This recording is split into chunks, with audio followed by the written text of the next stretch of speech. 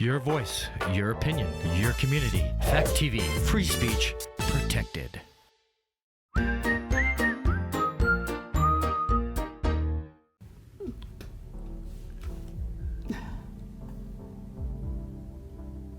See, you can see it on the screen.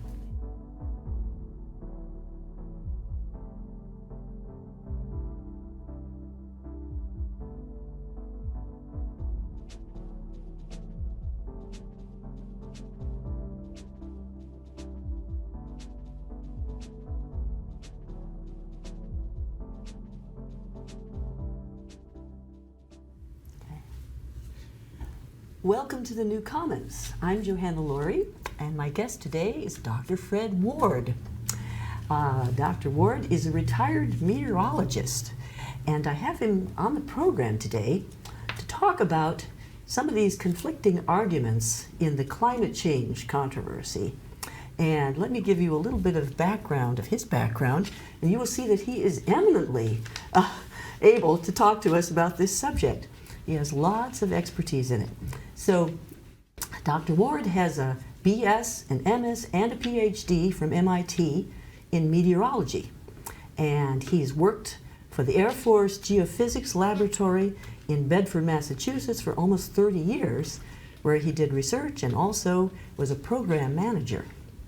He has been a TV meteorologist in the Boston area for a number of years. He has also been the founder and the CEO of two corporations, WSI. What does WSI stand for? Weather Services International. Okay. A private weather database, which he says at the time was the largest in the world. Is that right? Well, it was before they sold it. Oh, okay. So it doesn't exist as WSI anymore, does it? No, well, I don't know what they did with it after. Okay. He also founded another corporation called Advertiming Inc., which he says studied human behavioral responses to changes in weather for use in advertising. Well, that's the nicest thing. It just didn't work. I couldn't make a go of it. Oh. But the idea was interesting. There are times when you're more likely to go out or stay in. There are things that you eat and drink which depend on the weather. It's very interesting. And we had a number of big contracts, but I guess I wasn't into the knowing how to be an entrepreneur and getting something really started. It was great, but it didn't work. Well, it does sound like an interesting idea. Yeah. Interesting. Yeah, well, great. And also, he has been a forensic consultant, he says, from 1967 to the present. Now, I was very interested in that because I read what he wrote about forensic. Just let me read to the audience what you do when you're a forensic consultant. Then I want you to talk about this a little bit. You said you've been retained in more than 4,000 cases by private attorneys and insurance companies, local, county, and state officials to investigate and analyze weather effects. Most have been civil cases, but criminal cases have included DWI, murder, rape, and arson. The civil cases have covered the range from negligence and personal injury to product liability, maritime and aviation matters, and the effects of normal and abnormal weather on buildings, structures, roads, walks, and people. Issues have involved extremes of weather, wind, snow, and water loading, the effect of snow and ice on pedestrian and vehicular traffic, and variations of outdoor lighting due to the sun, moon, and clouds. He's worked for both plaintiffs and defendants, has provided analyses and advice on the effects of weather, done site inspections, written reports and affidavits, and testified in court and at depositions. While the sites in question have been concentrated in New England, they also cover other states across the country. He analyzed photographs of such sites to determine whether their alleged dates and times could have been consistent with the meteorological and astronomical events at the time. I was wondering if you could give us an example. This sounds a fascinating thing. Well, it's very interesting because you take just a slip and fall case. Generally, if you fall for your own reason, you can't sue. But if you can show that something was wrong at the site, then you can collect money. And typically, if you go in and you say, I got a broken leg or whatever it is, your lawyer will say, take a picture. Now, that is not taken at the time that the leg was broken. No. So what you try to do, at least the lawyer will tell you to do, is to match it as closely as you can, which typically means, well, it's about the little snow here or whatever. But when you take a picture, it's always in the sunshine. It always shows shadows. So when I get a picture, I get a lot of work that I can do on it. I can see the sky because I can look at the weather to see if the sky is matching. I can look at the ground because the weather data shows what the state of the ground is. And then I analyze shadows on buildings. And they're a giveaway because they have to name the date and the time when they fell.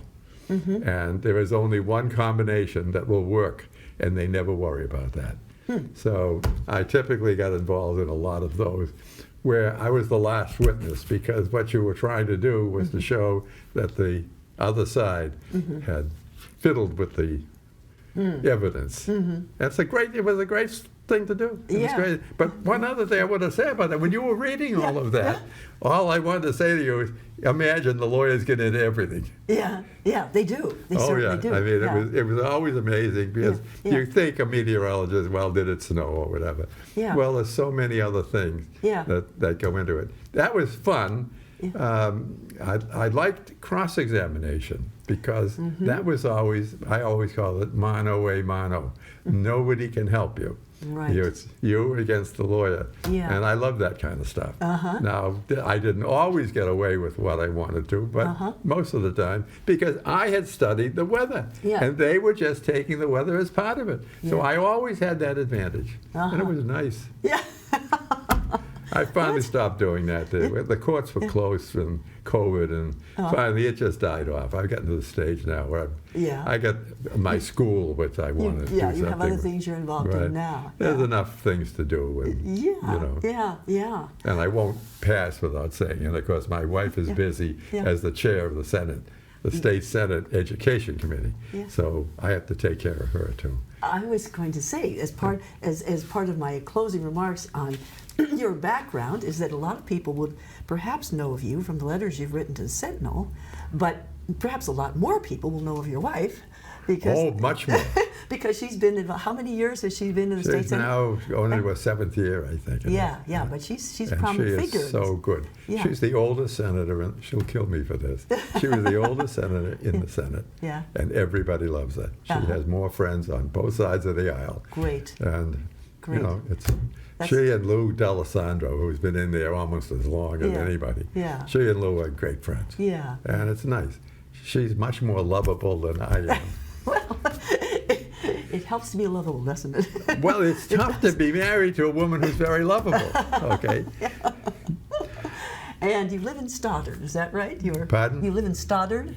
Oh, yes, we lived. How long have you lived in Stoddard? Well, we built the house in 1995. And we actually built it. I designed it. Ruth actually had a lot to say, but she says, no, you designed it. And the two of us built it. You want to see Ruth with the nail gun and the whole thing. We built it. Great. And it's fine. We like Stoddard. How much longer we'll be able to stay way out there in the country, I don't know. But we're looking forward to, I'm looking for another 20 years. Ruth said to me, you're crazy, but that's another, My goodness, Okay, well, so that gives you some of the background with which he comes to this question. But I also wanted to ask Fred, how did you get interested in meteorology? What made you go into that field? That is crazy. Is it crazy? I was born and brought up in Cambridge, Massachusetts. Now, we have two fancy colleges, MIT and Harvard. You do. I was brought up, nobody went to college, I mean, back in those days. And, if anybody said to me, you're going to go to MIT, I would have said, you're losing it. But I got into school, and I had some teachers and some other teachers. My father was part of it, and his sister was a biology teacher at the high school. And they had more interest in it than I did, in me, and they thought I could accomplish something. And so I went along, and I did pretty good, and went along, and then finally I got into MIT on a full scholarship. And then when the day I walked out with a guy who was running part of the Air Force Research Lab, had said to me, "What are you going to do when you graduate?" I said, "I don't know." He said, "Do you want to come to work here?" I said, "That sounds fine." So when I walked in his office, I had my nice new grad show. And he said, now you're going to go back over to MIT and tell them you're going for your master's degree. And we'll give you a little time off and help, and you do it. Went through that, came back in with my master's degree, and he said, now you're going to go back over. I was not that, Yeah. And as far as meteorology is concerned, I didn't have any great interest in it. But at MIT, back when I went, your first 2 years, all the same. And then you had to select a course. Well, I hated organic chemistry and calculus. Calculus for engineers, it was called. So I went through the book, and the only course that didn't have both of those was meteorology. It's that, well, surely, I mean, when I think about, I've done very little planning, but I can tell a good deal when I get it. And so things happened, and I took advantage of them. I wish that, no, I don't wish. And I would say mostly that the people out there, the kids, they worry too much about what they're going to do. You just need something that strains your brain. It's interesting, so that when you get up in the morning, you're not saying, oh, another day at the office. You want to say, oh, I got a chance to do whatever. That's really, and it could be anything. Yeah, it's true. It is true. Some pay better than others, but it's nice. Yeah. It's really, there are so many things in our world, especially in the United States now, there's challenges in everything. Ranging from school teachers who have enormous potential to do good or bad, and some of them are excellent. And you go through it, and you can remember a couple of really good teachers, and then a couple you say, oh boy, But even teachers, look, parish priests, makes all the difference for a young person. Makes all the difference when they meet somebody interesting. And they shouldn't be so worried about it. They should say, well, the hell, try it. And if it doesn't work, I remember when I got my bachelor's degree at MIT, the head of the meteorology department pulled me aside, and he said, no, the important thing here is that you want to make changes in what you do early on. Don't stay with something for a long time you don't like and then change. Make your changes early till you find what you like. And that's the best thing I can say to people. Try it. The whole list of colleges, there's 5 zillion courses you can take, and look around, talk to people who've done the thing, but try to find something that's using this. That is the key to the whole thing. So that's my best advice. That's how I get into meteorology. I backed into it. I backed into so many things in my life. And then they work out. Then they work out. Look, Ruth was a nurse practitioner all her life, good at nursing, okay? She didn't get into politics till she was 80 years old. Oh, my. Okay, now she'll kill me for this. But she was obviously, she liked people knew how to do things, and the Senate seat was opened up because a guy had resigned. And the Republicans in Cheshire County came to her and said, hey, we got this thing, we would support you. Everybody knew she was nice. She loves people, she can remember things, she does all these things that are perfect for a politician. But to do that late in life, and she's there and she is functioning, and it's like she's 50. Yeah, amazing. Yeah, it keeps you young. Oh, Being involved, it really helps. Challenging. That's the idea. But all it says is, you never really know. That's right. And people worry. I think people worry about, oh, could I do this or that? There are so many jobs out there that need somebody good. Yeah, that's for sure. Right. And you should say, I'm good. I got this. I'm going to go out and do it. That's all I can say to people. It's a different world, though. We do have to admit. It's a different world from when you and I were growing up. Oh, because absolutely. There was more of a feeling on everybody's part that opportunity was everywhere. Right. And now there's more of a feeling that things are kind of shutting down. Because I see there's a thing to do. There's a right way to do it. A right way to do it.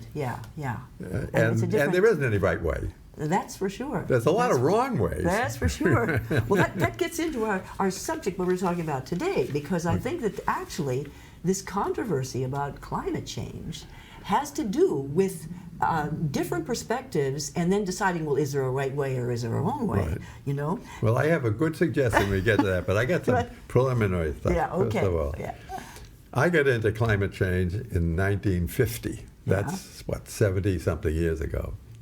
okay? And one of the ways that I backed into it, and this is another case of where you backed into it. My cohort and I were sitting one day, and either I said to him or he said to me, and I can't remember which it was, you know, I've always heard that there's an 11-year cycle in tree rings. And whichever one of us said, yeah, we've heard it too. And everybody takes it. That was settled science. Everybody knew there was an 11-year sunspot cycle in tree rings. And we said, I wonder where that came from. So we found out, we had to search into the literature to find out where it was. And there was this guy, this A.E. Douglas at the University of Arizona. And he'd written 3 books on this. Okay, now fortunately, he presented enough data in the books so that we could extract that and see whether there was, first of all, an 11-year cycle and whether it was related to the weather. And the answer to both of those is no. There's no 11-year cycle in tree rings. There is an 11-year cycle in sunspots. Yes. Everybody knows I that. agree And with that is settled science, yeah, okay? yeah. But there is no 11-year cycle in tree rings or anything else, okay? That's the key to it. And the problem we have is, and again, I know that I said settled science, everybody believed that, okay? Yeah. So he and I, while we were doing serious work for the Air Force, we fiddled around with this data. And it finally got to the stage where we put together, because we found the boss up at the lab would give us some money to put on a conference to determine, and the question is, what did we want to have for the conference? Simple enough. It's well known that the 11th century AD was the time when all the Vikings came over and settled Greenland. It's supposed to be warm. The 16th century was supposed to be the decade without summers. It was supposed to have the coolest climate on record. So we put on a conference, and the conference was the climate of the 11th and the 16th century AD. And the whole point there was, if there was a difference, that's where it had to be, okay? Now, we got historians, we got geologists, oceanographers, dendrochronologists. Those people analyze tree rings, okay, from around the world. These were the best people going. And we had a nice week or two out in Aspen, Colorado in the summertime, okay? At the end of the conference, after we discussed everything and argued and fought and all that, the end of the conclusion was the weather data available could not distinguish the temperature between those 2 centuries. In other words, one was supposed to be the warmest and the coldest, and the data did not show a difference. Okay, now, that's where I started. That's 1962. And things have changed only a little bit, okay? And the important thing I want to say here, because people say to me, well, do you believe the climate is changing? The climate has always changed. Yeah, that's what I get and from it's what changed I read, by pretty substantial amounts. So the question is the long-term thing, is it going up, going down, staying the same? Now, the data are, if I had to make a bet on where we would be temperature-wise, let's say 20 years from now, I would bet that it'd be warmer, okay? But if it were cooler or it hadn't changed at all, I wouldn't be that surprised, okay? Because the data, but let me just say, there were 2 big problems, there's a lot of them, and I brought along a little book here, which, and the reason I have it is not because it's big, but because for all the first-class weather stations, it tells where the anemometers and the wind indicators were all located and when they changed. And so every few years there were a lot of changes. Some of them don't make any difference, some do. There were 2 big changes over the last 100 years. In 1950, the IBM had their, I'm trying to think what they called it, but they totaled up things. They weren't really a computer, but they could do a lot of analysis. In meteorology, we always had it such, if you said it's 2.5, you rounded to even. So if we're 2.5, it was rounded to 2. If it was 3.5, it was rounded to 4. That way you don't have any bias in it where it goes up or down. And that was part of meteorology since Mr. Meteorology was born. In 1950, they were doing all of these things, putting them on the IBM computers, but the first IBM computers only rounded up. Okay. So if you look at the temperature data, there's a little thing, whoop, because it has a bias. I think it was like a quarter of a degree, whatever the number becomes. And so that was always in there, and people wouldn't always taking that out. Now, is it important? I don't know. Now, the next big change happened in the late 90s, 1990s, not 2000, 1990s. All of meteorology was supported by government money, but early on, it was the farmers we were supporting. I mean, the crops and things like those are the things, and that's where the money came from. But as any of you who've lived a reasonably long life, airplanes took from the little things and they became the big things. Now, airplanes have different needs. Wind is one thing, okay? And the other thing is that what does the temperature way down here count? You know the little old white temperature shelters? Well, the thermometers are 2 feet above the ground. Well, the airplane is where the wings and the body are, everything, 10, 20 feet above the ground. So what they did is they switched almost all the instruments at the airports from low-down things to a 10-meter pole in the middle of the runway complex. So where you were in Boston, for example, it used to be in the Customs House building. It's all at Logan Airport. I mean, I've climbed them in these things because I was trying to test against some things. But the main thing is there were things that were changed. Now, how much do they change? You try to not have them make a difference, and you correct for them and things like that, but you never know. You don't know exactly. Okay. And so there were things like that, and the reason I had this book here is that they would move it. Just as an example, I got involved with a gas company down in New York, in White Plains. And it turns out when let's say the Public Utilities Commission, each year or 2 years, where they come in, are they going to change the rates? And, you know, Eversource will want this and that down, and you know all that. Well, all those have to be corrected for weather, because the data that you use might have been, the most recent data might have been unusual. Because this is the difference between weather and climate. Weather is dealing with what's happening today and tomorrow, and maybe in a few days, and climate is dealing with these larger, much larger cycles. So, as you have often said, the climate is what affects the rates. The electric rates, but the weather changes all the time. So there's always a weather correction. And I mean, I was out in the middle of the runway complex measuring things back by the shed where the thing had been, and you wouldn't believe. And all of this was just over the rates for natural gas. Electric rate, everything. So if you want to change rates, and you say, well, you know, because of this and that, an electric company or gas company, utility, if there's anything that goes on that's affected by temperature, then you have to correct for that. You can't just do that. So that's another area. There's a whole range of crazy stuff that goes on. But right now, the weather basically is being changed by the airlines. That's their big thing. Okay. Now the second thing you have to know about, and I wish it weren't true, but there's weather observations only made where it's worth making them. Okay. Now, So that means they don't do them everywhere. And that means, right? You figured that out. Oh, well, that's just what you're saying. I get that. That they can pick and choose. Within limits. Which they want. Right. You know? That's right. That's right. Oh, there are so many things. Look, bureaucrats and lawyers will always find ways of changing things around. Okay. I always argued with the lawyers. They told me all the meteorology jokes, and I told them all the lawyer jokes. And we both agreed there was one thing in common that we had. We both get paid whether they want or not.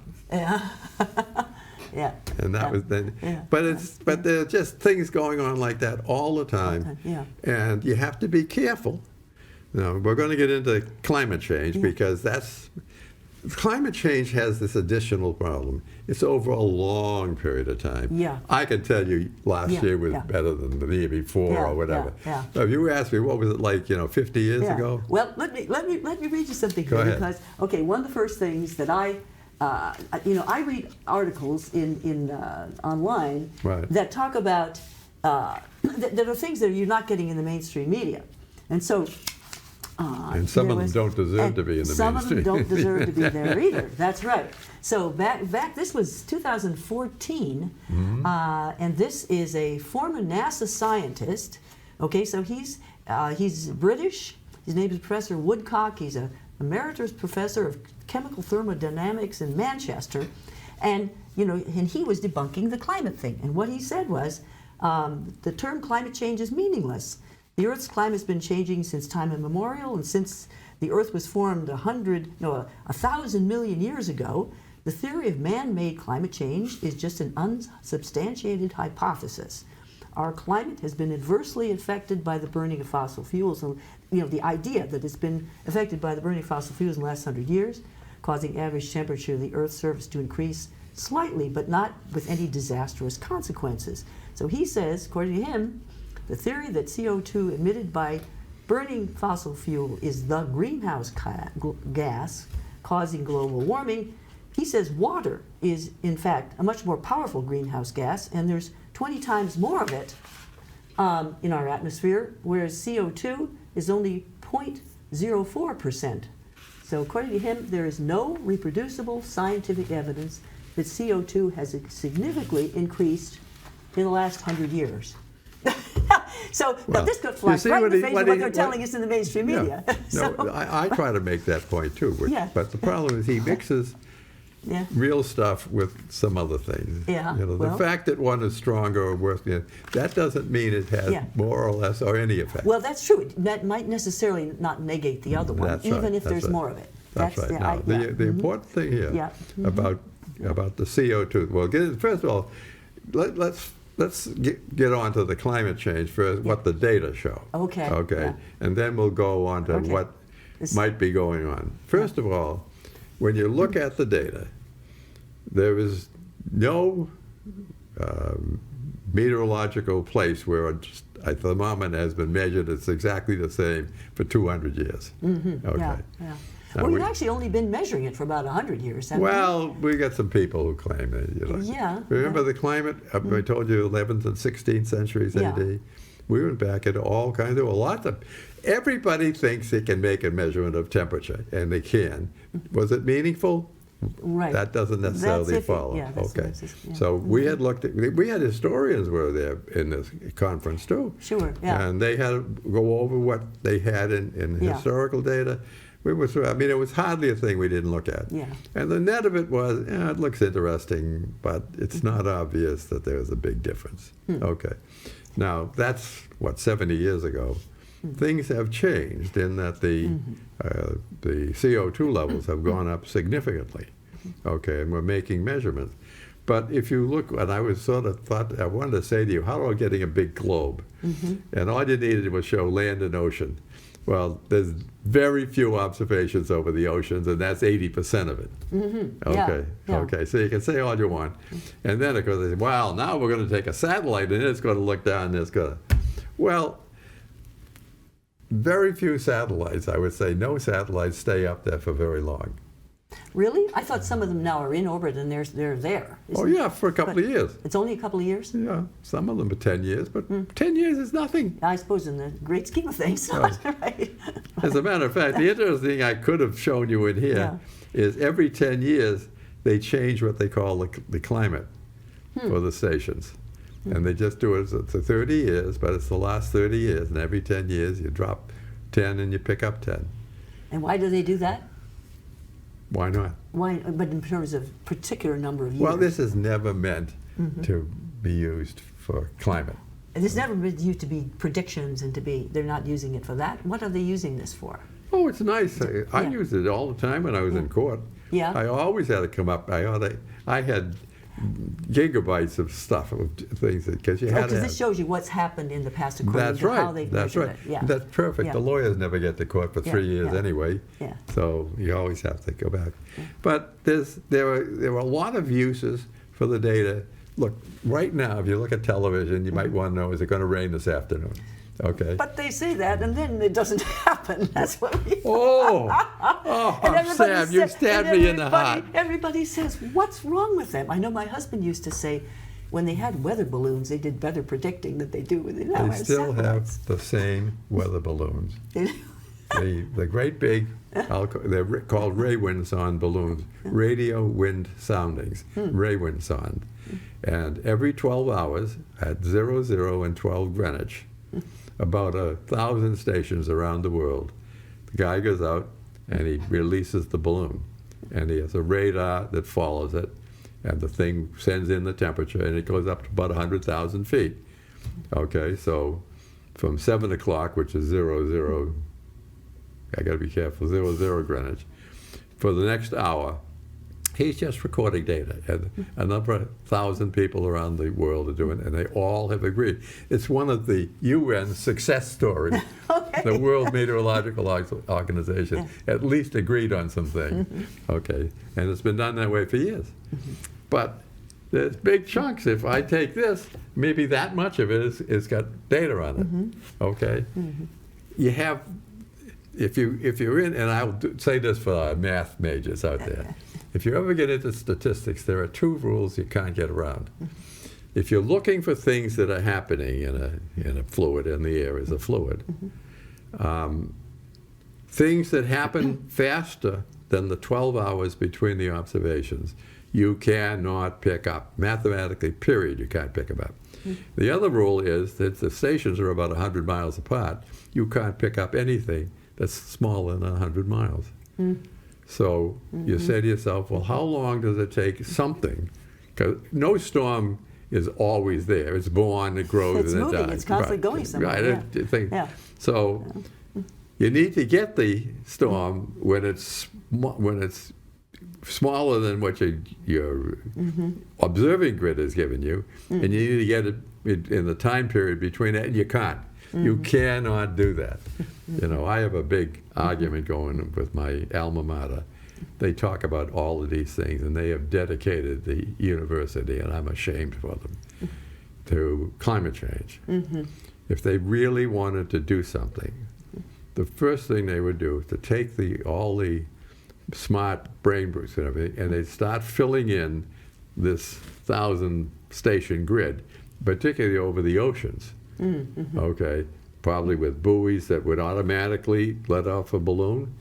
I mean, we do satellites that do all manner of things. Why can't we have a thing where every 12 hours it gets out there, sets up a balloon, measures it, everything, and then sends the stuff Because in? that is still the best way to do it. And as That's you're the saying, only way. It's the only way to do Yeah. it. That's really interesting, Right. yeah. Because that gets back to the whole subject about science is really only science when you have something that is reproducible, and it's not a matter of discussion, Right. it's a matter of whether it works, right? And, so when and understanding why is a big why, part. yeah, Okay. yeah. Back in the 1960s, Norm MacDonald, who was doing Channel 4 and I was doing Channel 7, and I think Copeland might be doing Channel 5 at the time, we got to Ed Brooke, who was our senator. He was the black senator from Massachusetts, but he was a nice guy and he knew what he was doing. We said, if you want to do anything, stop rather than complaining about the weather forecast, get us a couple of buoys just off the coast. And he did. He did. Oh, And yeah. it made, now it didn't clean, he cleaned everything up, but Yeah. that at least gave us something close in. And we worked with him and he got it done. I don't think they're out there anymore. They may be.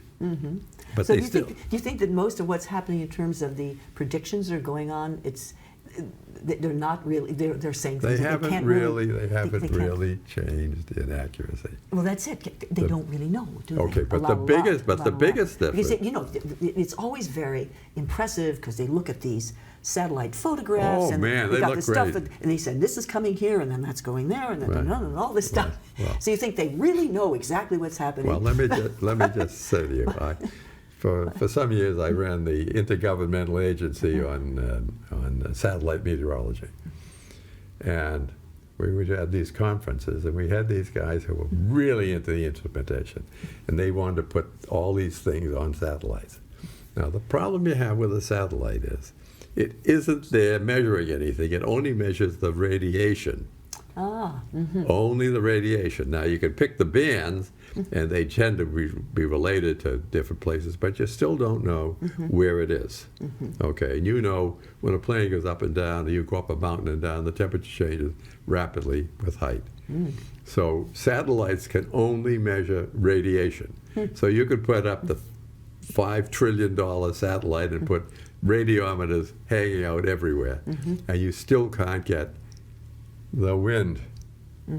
Okay, and just to mention one thing, there's a lot of things like that. So they make pretty pictures. Okay, but they're not so accurate as they would make you believe, right? Well, I got two little things you can try if you like. Yeah. First of all, watch the weather forecasts. And make a note as to whether you're watching a storm coming across the United States and coming here versus a storm that's out in the oceans and makes its way up but always off the coast. That second set is never well forecast. The first is because it's coming across a data-rich area. Okay, sure, that makes sense. That makes sense. And the old rule of thumb, and I learned this from an old forecaster, you got to storm off the coast. You don't know what's going on in it very well. And so the rule of thumb, they don't want to follow it. These young guys think they can do something with it because they think they know something. The rule of thumb from the old forecasters is you keep forecasting the weather not to change until it changes, and you only bust one forecast. And that's just the way it is. So you could easily. But that's boring. You see, the younger people. Well, I understand. They want to have a great story that they can tell people. I understand, but you can now say, well, that's a storm off the coast. We don't know what's going on with that. And you can, and you'll make out most of the time because the guys will always be trying to do something with it. But it doesn't make you sound good. It doesn't make you sound like you know. Look at you. They want, they want to look professional. I know that. But it's crazy. But it's just a fact of life. We don't have data off the coast. Okay, we have pictures. Now the other thing which you want to watch is the weather balloons go up at 00 and 12Z, which in daylight time is 8 and 8. In standard time is 7 and 7. Now a lot of weathermen, their shows are on at like 6, 7, 8 o'clock. Okay. Now, they can give you the radar picture up until that time, but the last forecast came from way back there. Right. And the problem is they used to try to put this, and they took the forecast picture. Now they stopped doing that because it's a discontinuity. Because you see that something. If you're really watching, you can see that this is the same old picture. This is the same old camera. But this came back from here. Okay. And so now they've learned a little bit is that now they will almost always separate their discussion of the radar for the last 4 or 5 hours with the away from the forecast and from the prior balloon run, which was usually almost 12 hours ago. In fact, the worst time to get on the air is like 9 or 10 o'clock. You got a really old forecast. The balloons go up for an hour. They go to 100,000 feet, and then that data has to be transmitted to various centers around the world, and then it has to be analyzed, and the forecast made. So the 7 o'clock balloon, that data isn't usually usable. Well after 9, maybe 10 o'clock. The 8 o'clock data is almost 11 o'clock. That's all there is. There ain't any other. That's what they people, they talk about, oh my God, this, that, the other. Every serious forecast is made on those balloons. And I wish it were different. That's why I want my alma mater to just go out and say, we're going to look into seeing about filling in on the one area where we have good data. And they got all the capability. You would think so, you'd think so. And instead of pushing it in. But we're going to get on to climate change at some point. We're going to get on to climate change. But you do that. Okay, all right. So if we get back to what we were going to say now, what have we decided, or what can we decide anything about CO2, other than the fact it is gradually increasing? And what is the importance of the CO2 anyway? The one So- thing everybody read, the CO2 is increasing and Yeah. significantly, and it is a greenhouse gas. Those things are we all agree on that. Okay. Now, the question is, how much does this increase, which is measured and known and agreed upon, how much does that change the temperature? There ain't no way to say that. So why not? Why not? Okay. Yeah. Because it depends on so many other things that you have to put out a model. And once you put a model, you can change anything you Well, want. that's it. That's Right. it. And with the computer, you can make wonderful Oh, models. look, they have, Yeah. 8 models and things like yeah, that. and then you have great graphs. You Oh, can make all look- these oh, it great looks good. graphs. It looks good. And then you can take your data and you can even tweak it a little bit if it's Right, if it's that's not it. what Oh, you yeah, a wanted. little If it's different, not yeah. exact- I mean, That so- tweaking is a nice little. Well, see, that's the thing. I figured a lot of the problem today is the surfeit of information that we have.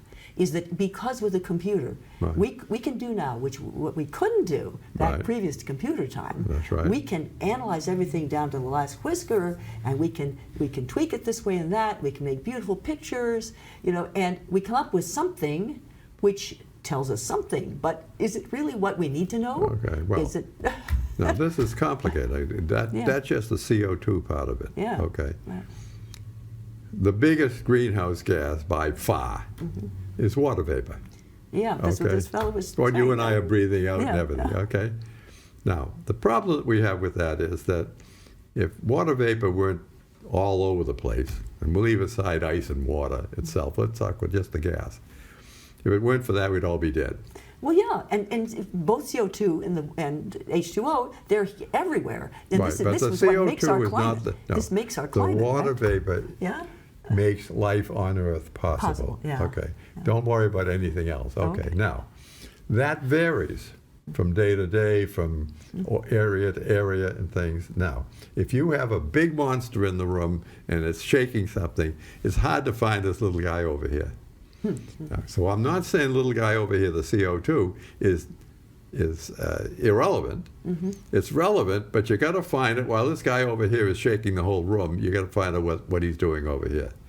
Now, the problem here is again that you got to model it. I can know the overall CO2 has gone up. I know there's water vapor and there's more in the tropics than there is in the polar regions, and there's more over warm water than over cold water, and there's more in thunderstorms than there is in stratus cloud.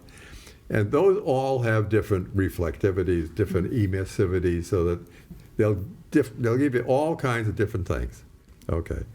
Now, we don't, first of all, have anywhere near enough data to make a thing. So we're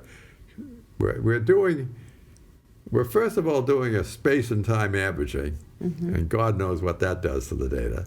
And you know very well, if you've ever worked with things that are dynamic, once you start averaging it, you never know what's going to happen. Okay.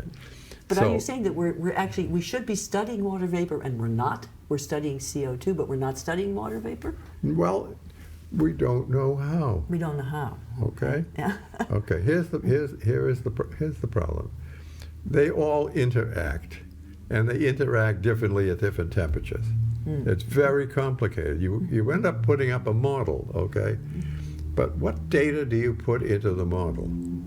We don't have one day where we have it all around the world.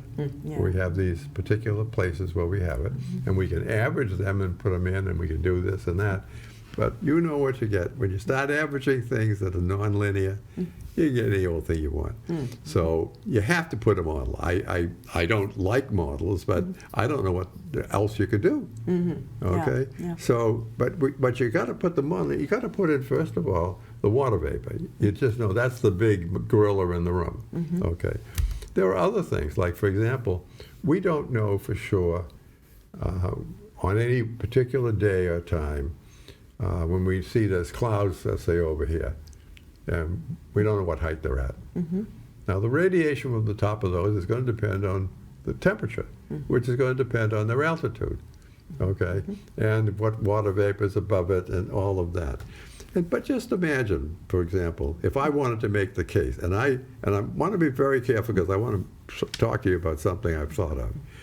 But the most important thing is that we don't have we can't at any one point grab this thing and say, that's the way it is. That's the way it is. Yeah, Right. yeah. Right. Yeah. Now we can say it's generally this and generally that, and we have ocean water temperatures. We never had any ocean water temperatures till after World War II because of all the submarines. Now both sides, you know, have lots of submarines. That's why we didn't go down there, you're saying? Well, look, and the problem is that in the ocean there's various layers. So if you're over here and he's here, sometimes you can see him, sometimes you can't. Yeah. You know, so our best water temperature stuff is coming from things that are not there all the time. We're not putting out 1,000 stations at different levels in the Atlantic and Pacific Ocean. Yeah. No. Yeah. I'm sure. So, well, it's, you know, like I'm not complaining, but the things we cannot do, well, really are not reasonable. Okay. So the point here all is that, yes, we can do an analysis, okay, and we can analyze time series of data, sending over many years, but all the other things that go with it, we're not analyzing those at the same time. Just for example, where the thermometers are would be one, okay? When we had sunshine, that would make a difference. Sure, yeah. You know, I mean, it's just, there's so many things like that. I'm not complaining that they oughtn't to try. I'm just objecting to the fact that they shouldn't draw conclusions That's from it, things. but they're jumping to conclusions based on That's correct. insufficient information. Okay. Now, I want to lay on you something which, frankly, I just really started thinking about the last couple of days, because you got me going on this thing, okay? And let's imagine that we could get two groups of people together, not small groups. The first group would be those who say that the climate is warming and there's not much doubt about it, it's doing all these things. Top scientists who believe that. Because there are. Yeah. Right, there are. And then we get And the top other side, scientists who, okay. Also. Now, Yeah. if both sides would agree that while we believe it either is or isn't, not a really good scientist would always say, almost for sure, but he wouldn't say he knew it, or she, as the case may be. I got to be careful with my 6 daughters; they'd be after me. But the point here is that almost no good scientist would say the data are incontrovertible. Yeah. Okay. So I'm thinking you get together some of these people, some of the best people, not the crazies, but the best people, and we agree up front only that it could be warming, and if it warms, could be a serious problem. I think both sides would agree on that. You know, that there's a possibility of a serious that's not warming, crisis, but we can't say that it exists. That's right. We cannot say right now that that's what's happening. Okay. Yeah. So, what would be a reasonable thing to do? Yeah. You would say, we're not saying it has to be handled, but we need to look at two things. One is how we can measure it better, and then secondly, what have we got for serious things that could alleviate it? See, all we're getting now is this second thing. They got solar panels. We got Keene, New Hampshire, for example, who is pushing the panels on the roofs of, and all you're doing is stealing from your neighbor. Basically, that's basically what you're doing. And the other thing is, they want to buy green energy, and I brought along their little thing. By the way, they have a climate and thing, which one of these I brought. They have a committee, and the two things is they got to show them how they're going to go completely green in Keene by 2050, and we're going to go electricity totally clean by 2030. This is the plan. Yeah. They have no plan. Nah, they don't really have a plan. No plan. Yeah. I used to get on to them, but we were getting into not so nice arguments about it. Yeah. And, so, but to finish off my idea. Yeah. So let's say we get these two groups together. Now, if we agree that it might be a problem, and it might be a serious problem, then we could both agree that we ought to be looking at what we can do, either to ameliorate it or to prepare so we can do other things to counteract it. Now, it would seem to me that would be a very useful project for both sides to work on. In other words, we'll eliminate all the BS about what, we're going to do this and that, and we're going to put batteries in, and we're going to, and electric cars, the craziest thing I've imagined. But that's we'll have to go into that later. But the point here is, you would say that wouldn't be something that they should be studying. Okay, you should be studying, are there ways to store things? Are there better ways to do it, distribute it? In other words, those things, I think both sides, even though they disagree on certain things, would say, okay, it's important enough, and it might happen, that we should look at what we ought to be doing on a just-in case. We have fire stations. The firemen sit on their ass most of the time, but they got to be there when you need them. Yeah. And that's the whole point with this, is you don't have to agree that it's going to happen, but just that it might. Might. And I don't think there are very many serious people out there who say it absolutely can't. Maybe there are. Well, then they'd have to prove it, wouldn't they? Well, they'd have to bring in the data. But you see, I would rather avoid getting into that. Like, I don't want to get into, should we have this net metering, which is, fraudulent, but that's something else again. Yeah.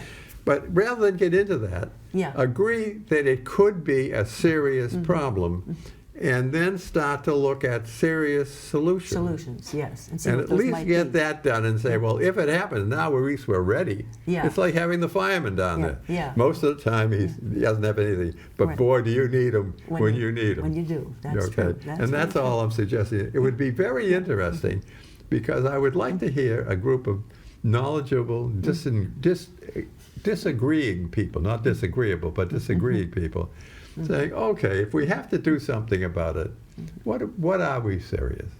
Well, but I think given the fact that this is a hard thing to come by these days, you have these two different camps. Right. In science, just as with politics and everything else, never the twain shall meet, you know? You've got the guys on the one hand, you've got the guys on the other hand. So this is a way, what you and I are doing, we're attempting to bring some of this together in a way which makes sense, and in which people then themselves say, listening to us. I would like to hear the discussions between these people. Well, yeah. Because there have been 1,000 things been proposed. Yeah.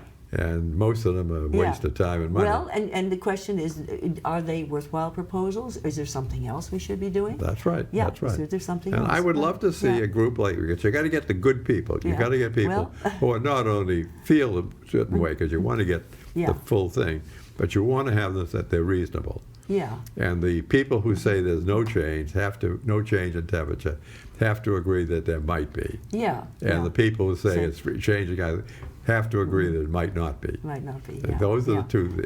Yeah. And then proceed on that. As I relate it to the fire station because. Well, the thing is, it really is it's getting back to what is basic science. Basic science is something which is a matter of inquiry, and in which really nothing is ever settled when you come right down to it. Look, nothing in science is ever settled. So the idea that we're somehow going to arrive at the perfect solution, it isn't so. Next time I think we could talk about that in many different ways. I read an article recently. I think we'll close with that, and then I'm going to invite you to come back again. An article I read recently that I wanted to share with you was wait a one on how minute. science has been corrupted. Let me show you something. Yeah, what's that? Okay. We have now just 3 minutes, so we have to wind up for today. City of Keene has an energy and climate committee. Yeah. Okay. Yeah. And so we can I tried going to those. And we were not getting along well. And in here it says that they are going to convert electricity 100% to green by 2030. Well, there isn't a chance of that happening. Nor do they have a plan. They really have a plan. No, So, and that's what's bothersome is you get these kinds of things. Right. And I'm not saying there's crazies on the other side of it. There's nothing happened. Nothing. They don't know either. Yeah. Right. No. And a lot of them are my friends. Yeah. It's a matter of coming to some kind of an actual, you can't say consensus in science either, because there's always these differences of opinion. Science is anti-consensus. It isn't. Every time somebody comes up with a new idea in science. There's someone else to shoot it down, right? No. First of all, for that, in addition to the person who came up with it, there were 1,000 other scientists who had all the information Already, to yes. have come up with it. Yeah. Okay. Didn't So quite make it in time. Oh, I It's the first could time. give you stories Yeah, about what I yeah. went through, but Yeah. that's another whole Yeah. thing. All I'm saying is that this kind of thing Yeah. shouldn't be going on. They're pretending Yeah. or giving the impression that Keene somehow or other has some plan for going green, Yeah. and they can't. Yeah. And if Well, they can, but for example, they could put windmills up and down Monadnock. yeah. It's perfect. It's aligned, orthogonal to the wind, and it's nice and open on both sides. Yeah. Wow, that'd be a beautiful windmill site. You could probably get 50 windmills. Who's going to sit Who's there it? for 50 Nobody. windmills? Nobody. Okay. So we're going to. No, there'll be some. Well, might be, but not most of us. Not Right. most of us. But the point is, Yeah. that would be Yeah. it's something you have to Yeah. accept as a possibility, and then you have to reject it on some basis. Right. That's Okay. true. That's true. Remember, Keene Now did. we're down to the wire here. So what we Okay. have to say at this point is Oh, okay. to Well, be continued. Okay, to be continued. continued. we want volunteers from Yes. both sides Okay. to come well, in, let's and put let's that say out let's there. say we could get one Yeah. on each side. Okay. That would be nice. I don't know if we can or not. I don't either. I don't either. But it might be interesting. But if anybody's reading, now I don't know who's going to watch this or anything, Yeah. but if you know anybody or you're willing to volunteer, Okay. we would love well, to you're have putting it. that out. That's good. Go That's ahead. good. And so what I would just say is that we will continue this discussion with or without them. So thank you very much for being on the You're program. very welcome. It was my pleasure. Yes. Okay.